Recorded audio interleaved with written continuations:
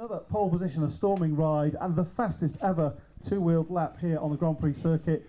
Pole position, Josh Brookes, and also Michael Laverty. Will start second on the grid tomorrow. John Hopkins will start third on the grid this afternoon, I should say. And Graeme Gowland gets another pole position on the Evo. I'm going to start, if I may, with Graeme Gowland for the Evo. And Graeme, a stunning lap you put in Q2 to get you through into Q3. The bike looks as though it's working a dream.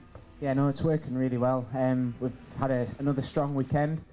Started Q2 on a new tyre and just didn't make the most of it, and had to use my last tyre at the end of Q2, so kind of pulled my finger out and rode the wheels off it and got into the 25s, which after last time we came I knew I'd made a few mistakes in my fastest lap, and that was a 26.1, so I knew I could maybe get a high 25, but to do 25.7, with what we've got, it's absolutely over the moon. Well, congratulations on yet another pole. Graeme Gowland for WFR Honda. And moving now to the championship leader as we arrive here at Brands Hatch. And John, you must be pleased with getting yourself on the front row. Yeah, definitely. The Samsung Credit Suzuki is working awesome. We tried some drastic setup changes to start the weekend off, starting yesterday.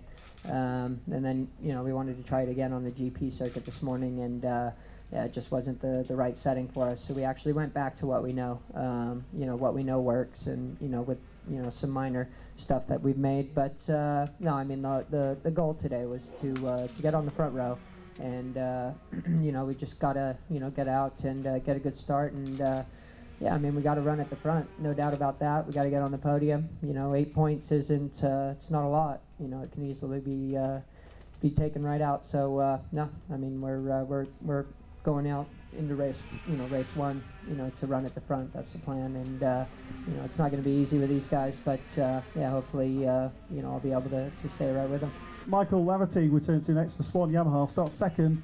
Michael, oh so nearly the pole. Were you aware of the fact that it was nip and tuck between yourself and Josh?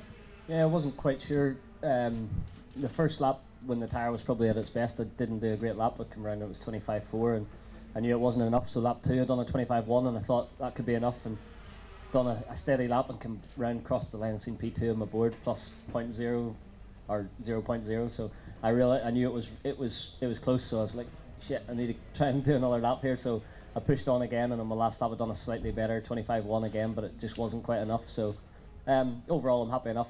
Fair play, Josh put in a good lap, but it would have been nice to grab the pole and started in the top side of the grid, but it is what it is, and we've got a good race pace for this afternoon, so just get stuck in there and see what happens. And to that pole position, I mentioned it before, it's a cracking lap of 1 minute 25.111. It's the fastest ever lap on two wheels here on the Grand Prix circuit for Josh Brookes. And did it feel like the fastest lap ever, Josh?